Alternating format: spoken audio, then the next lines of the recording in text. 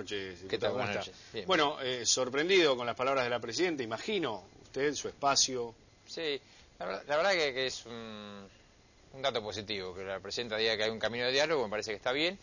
También hay que decir que en realidad no es el camino que ha elegido el gobierno, es el camino que ya ha elegido la sociedad. Y sobre eso casi que hay posibilidad de que el gobierno vaya en un sentido contrario. ¿Qué quiero decir?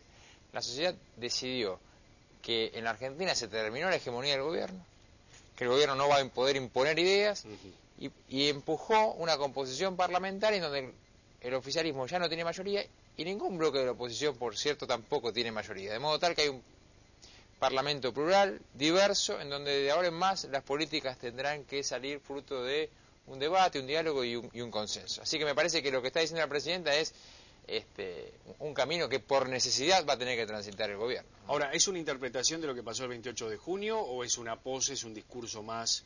Eso es difícil saberlo. El gobierno ha tenido varias convocatorias a diálogos, inclusive ustedes recordarán en el conflicto con el campo hubo varias convocatorias a ese sector para el diálogo, pero la verdad es que después todas las medidas fueron tendientes a romper el diálogo. Claro. Ahora, yo la verdad es que no sé si esto es una pose o si lo piensan efectivizar, pero insisto en lo siguiente, no hay posibilidad de que la Argentina transite por otro camino que no sea el diálogo. Por lo menos el gobierno ya no tiene forma de imponer políticas, medidas e ideas como lo hacía hasta ahora, así que yo creo que el diálogo debe darse y que además el ámbito natural en donde debe darse es el Parlamento Nacional, sobre todo desde ahora, pero sobre todo esto profundizado a partir del 10 de diciembre con el recambio de la Cámara, porque ahí están todas las fuerzas políticas y en la proporción que la ciudadanía eligió, y obviamente que el Parlamento a su vez tiene que convocar a los sectores sociales, los sectores productivos.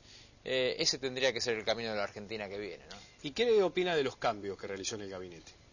Bueno, yo creo que era un momento interesante para que el gobierno reaccionara, intentara oxigenar el gobierno, produjera cambios en el gabinete, colocando en el gabinete a figuras con algún volumen técnico y político que efectivamente fortalecieran el gobierno. Creo que los cambios no fueron en este sentido.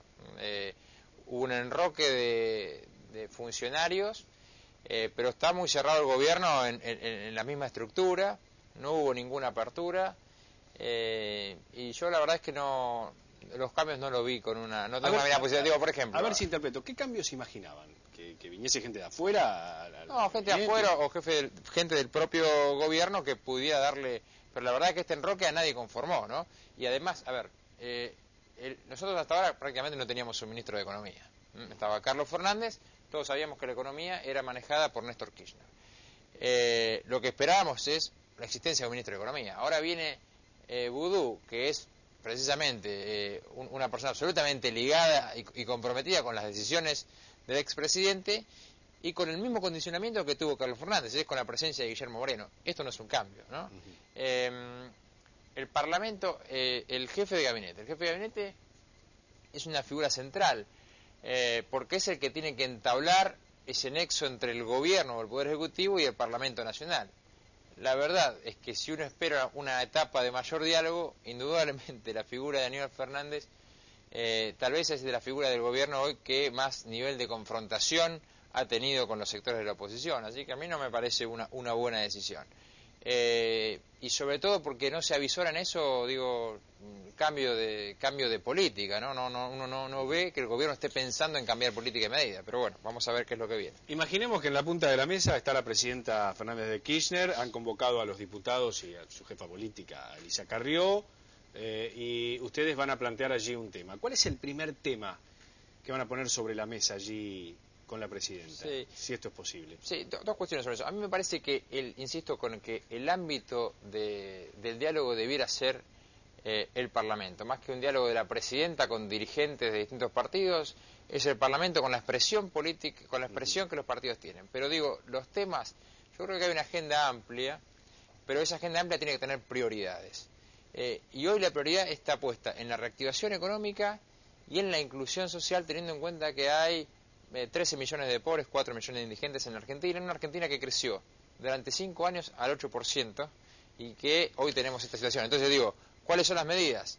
Nosotros tenemos que tener una política de incentivo o reducción de costo de costo a las empresas con una condición, que es el mantenimiento de la fuente de trabajo, porque hoy tenemos un proceso de despidos, suspensiones, etcétera, que hay que parar.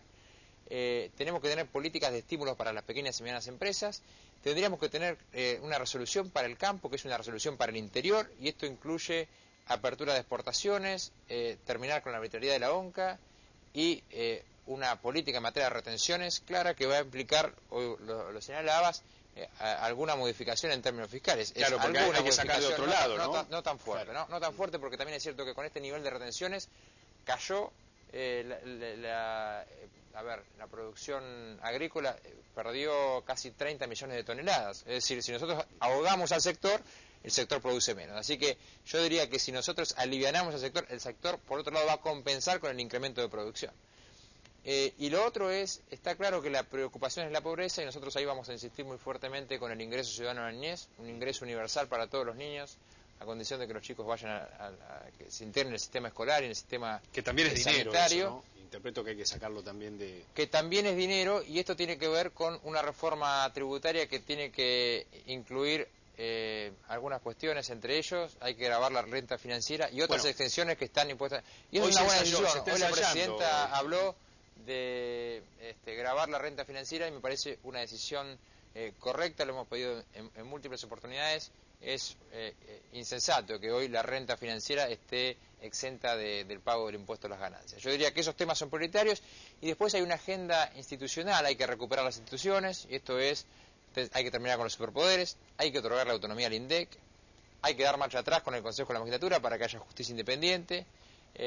Seguramente, estas cuestiones también tienen que estar puestas en la agenda, ¿no? Pero en ese orden de prioridades. Primero la cuestión económica y social, y también paralelamente una cuestión institucional que permita otorgar certeza y previsibilidad en el largo plazo, ¿no? Hablamos de la voluntad de diálogo de la presidenta a partir del discurso. ¿Cómo está parada la oposición hoy por hoy después de las elecciones?